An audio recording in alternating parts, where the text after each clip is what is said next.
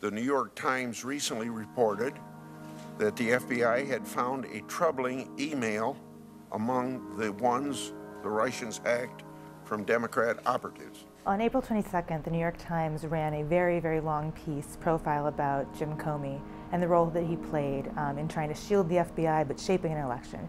And in it, there's a section where they refer to a suspicious document, is what they call it. The email reportedly provided assurances that Attorney General Lynch would protect Secretary Clinton by making sure the FBI investigation, quote unquote, didn't go too far. The chairman of the Senate Judiciary Committee asked Comey for more information about that. How and when did you first learn of this document?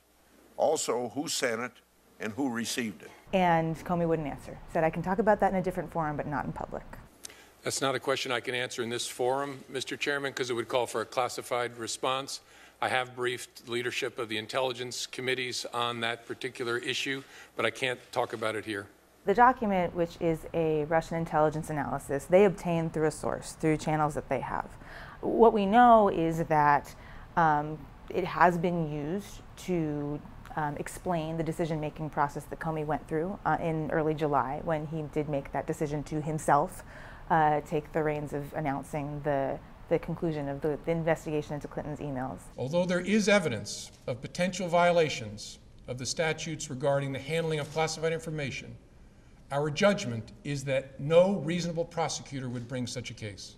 And what we also know is that by at least August, people in the Bureau, people in the department knew that it was unreliable, that the intelligence behind it was either bad or maybe it was false or, you know, whatever that was. But unreliable is a pretty strong statement that it's not something that should be relied upon, and yet it seems that it has at least been presented as one of the two things that Comey relied on in making this decision. Sometimes when you get bad intelligence, you just get bad intelligence, and if that's what happened here, and it was just a series of mistakes that were made, then that's what happened. But if it was not a series of accidents, if it was something that was intentionally put in there, put in front of the FBI, that was not true, that was fabricated in a Russian intelligence analysis to try to confuse things, then that raises all kinds of other questions and maybe one of the earlier examples of